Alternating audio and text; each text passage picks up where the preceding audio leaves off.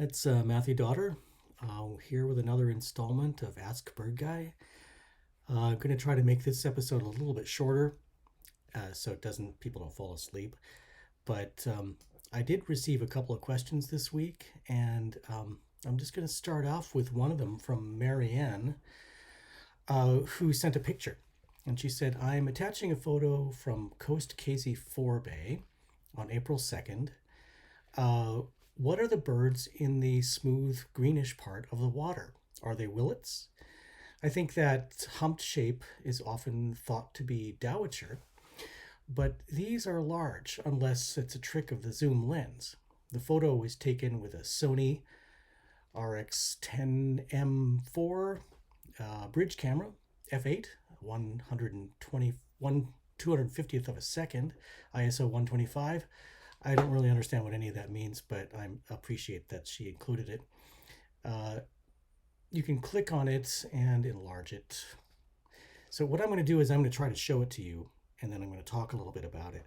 I'm going to see if I can do that right now. So looking at Marianne's photograph here, you can see the black-necked stilts in the foreground, all facing to the left with their heads tucked in. And on the far left, below the far left stilts, you see there's a duck. That's important to remember because it'll help us figure out exactly how large the other birds are, because there's another duck positioned above the leftmost stilt. And that duck will give us a really good scale reference for the birds in that long line of tightly packed birds in the middle. The birds that Marianne was actually asking about are the 6 sandpipers, shorebirds, collected there in the smooth green water. Now, let's go back to the stilts for a second. So we know the stilts are quite large, and we know the duck, we know how large a duck is. It looks perhaps like a mallard female. The birds all stretched out in a line, but packed together there in the center. She thought that those were dowitchers or possibly peeps, but I would suggest that because of the duck there on the far left of that group, these really can't be peeps because they're far too large. In fact, I think these are dowitchers. It's a little hard to tell which one of the two dowitchers, long-billed or short-billed. They both occur this time of year in what appears to be similar numbers. So I won't go so far as to try to identify those, but I will say that most of the dowitchers that I see at the Charleston Slough and the Forebay tend to be long-billed dowitchers. We can talk a little bit about how to recognize those two in a moment. Generally, I think the best way to tell them apart is by sound. But the 6 birds up at the top that Marianne is actually asking about, they have really the same sort of color as the birds in the string in the middle of the image.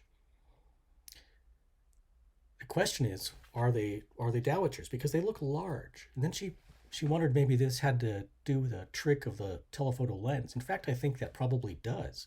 There's something that happens with telephoto lenses where distant objects are sort of compressed with ones that are closer.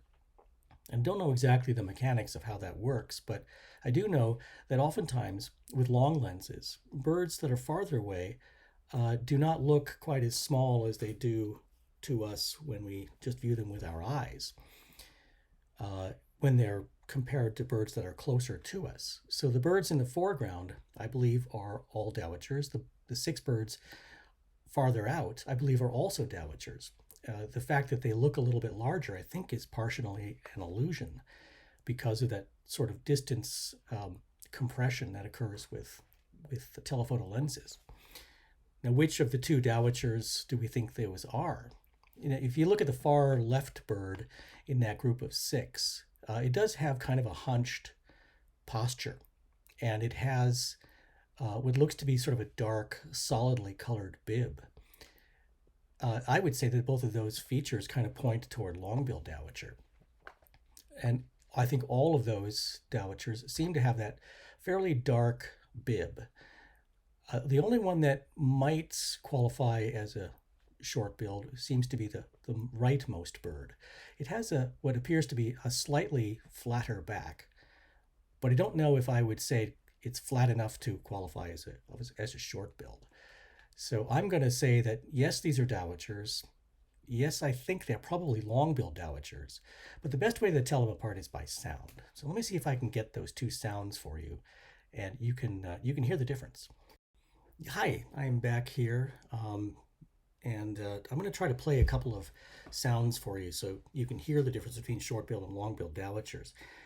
But I wanted to point out that the photograph I just showed you, the legs were actually too long on those birds to be Dunlin, which is another possibility. We do get Dunlin, and they are sort of hunched backed like that, but they tend to have they're much shorter birds.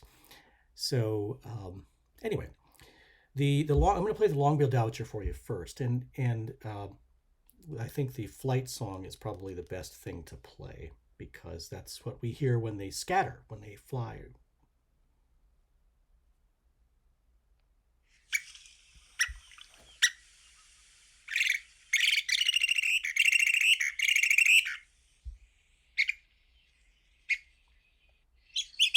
There we go. That's the one. The problem was that the first time I played this song, which you hear typically on the breeding grounds, I'm going to go back and I'm going to play the flight song, which is really what we should be paying attention to. This is the Sibley app, by the way.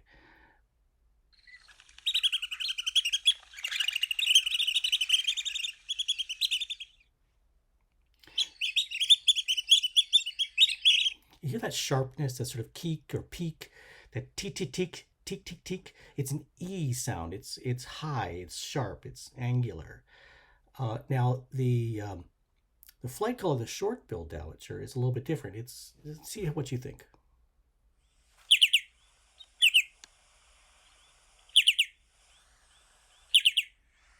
It has a two kind of sound, two, a woo woo woo, a ooh ooh ooh, not an e type sound. So it sounds an awful lot like a lesser yellowlegs, I think. But I hear this long-billed dowitcher keek or eek or teak much more often than I hear the two sound. So let's hear it again. See if you can tell the difference. I'm going to play one first, and then you see if you can guess which one it is.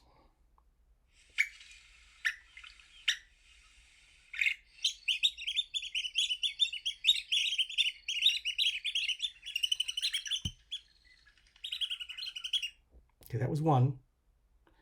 Here's another one.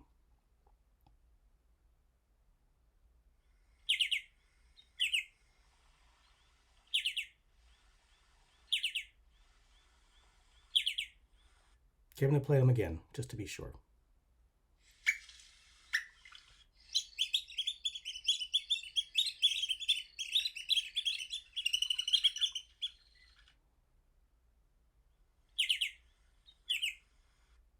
So if you guessed long-billed first and short-billed second, that's correct. So anyway, that's what I have to say about Marianne's picture. And why don't we move on to the next question. Okay, so this question comes from Dan. He said, Sibley and Merlin both say that white pelicans, American white pelicans, are only here in winter, but from personal experience and according to eBird, they're here year-round. What's up with that? Okay, so that is an interesting question. It's clear that the white pelicans do not breed in this area. So why, when we look at the checklist, do we see a bump in numbers during the spring and summer? Right there, that big thick line, American white pelican. Big thick line stretches from July to the end of October. And yet, so that would seem almost like, well, I guess it's the tail end of the breeding season. So I looked at a couple of books. Well, first of all, if you don't know an American white pelican, it's a huge, unmistakable white bird with a great big orange bill. Kind of hard to miss. They're enormous, like a 9-foot wingspan. So Arnold Small's California Birds talks about an interesting thing about the mass movement of the pelicans north out of their wintering range to go north and east to large inland lakes, Klamath, Tule, Great Salt Lake, things like that. So there are a lot of movements during the early spring, and that would even be now, birds moving toward their breeding grounds. And it would seem as if right now would be when we would see fewer American white pelicans. And yet, from the checklist, it looks like we're starting to see more of them.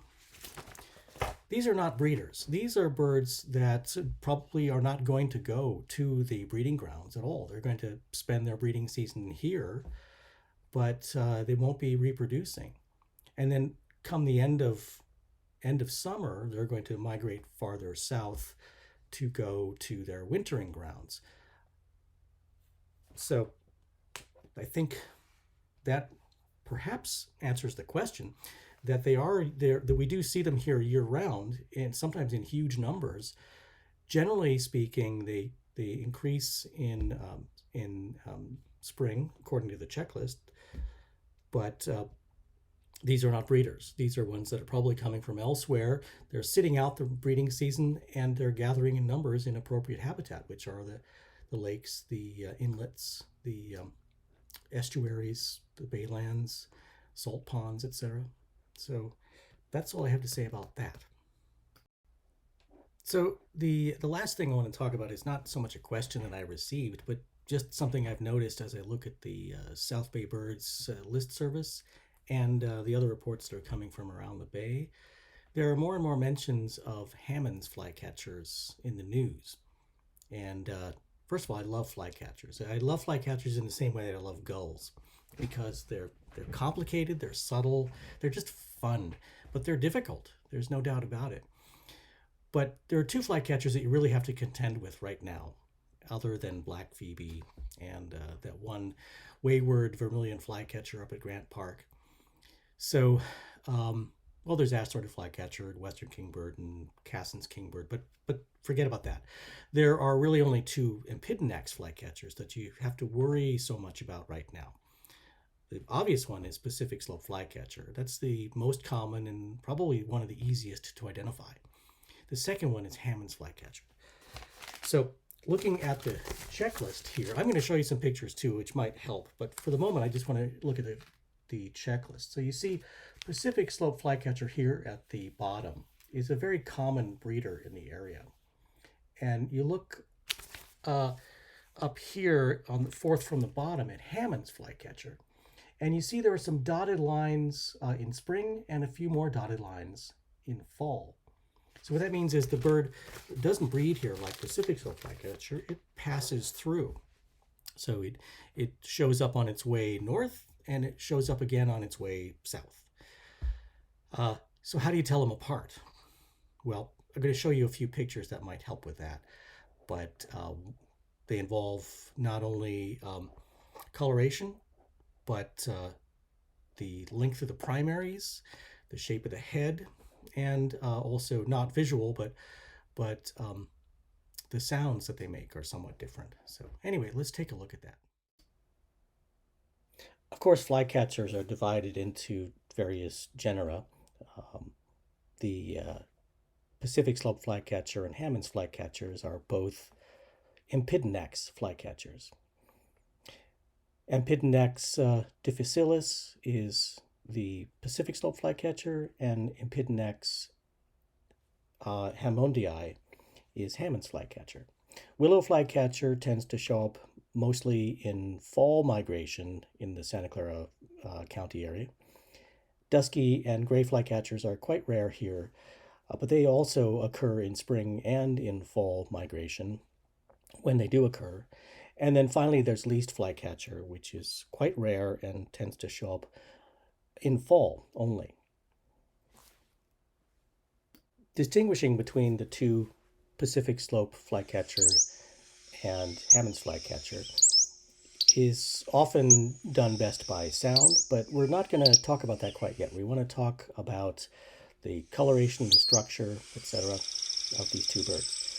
So looking at Pacific soap flycatcher, we see generally a greener, more yellowish green bird with a pretty uh, erect crest on its head. To me, that almost looks like a cap that he's tipping. Um, but that can be raised or lowered at will, but it tends to be sort of a bushy crest. Whereas the Hammond's flycatcher is slightly grayer, tends to have a flatter head, and much less of a crest. So the two things that differentiate them there are the overall color, being greener and yellower on Pacific slope, and grayer on the Hammond's flycatcher. Another important thing is to notice the eye ring. That's the white tissue around the eye of the Pacific soap flycatcher. It's very almond shape. It's quite wide toward the back, toward the back end of the eye. It's really prominent, usually very wide toward the back of the eye.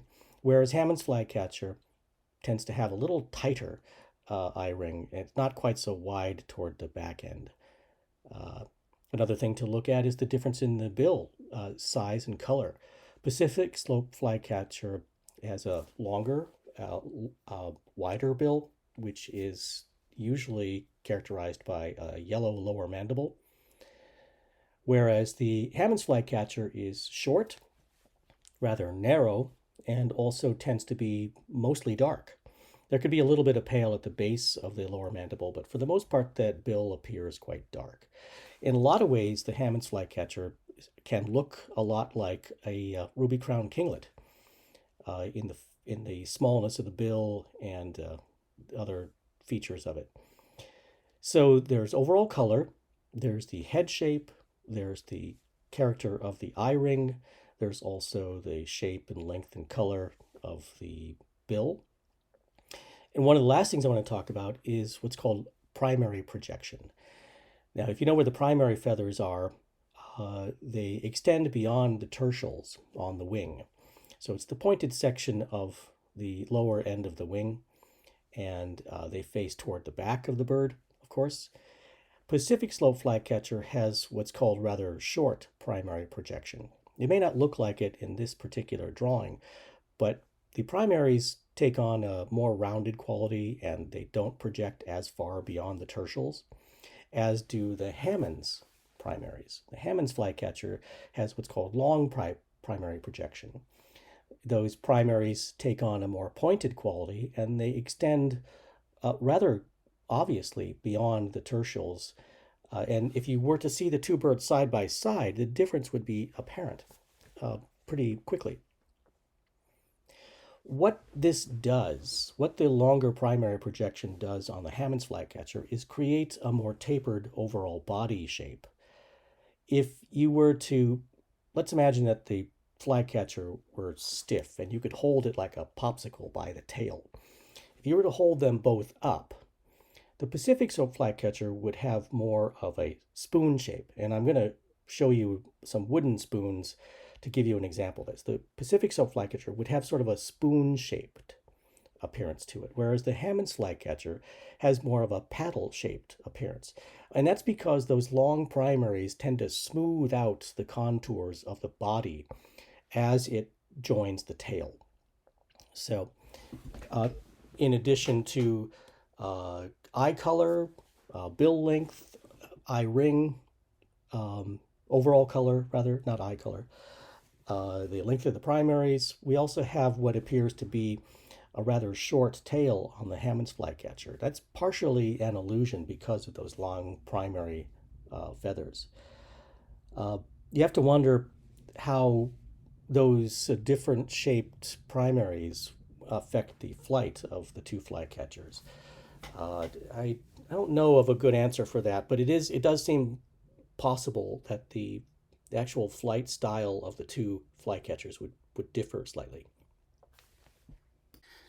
So I got a great book in the mail today. It just came out. What It's Like to Be a Bird, David Allen Sibley. Since I just received it, I haven't had a chance to really look at it, but I can tell you, first glance, I'm pretty excited. So I'll just give you a preview of what the book is like. Huge, beautiful illustrations about bird groups. I'll give you another one here.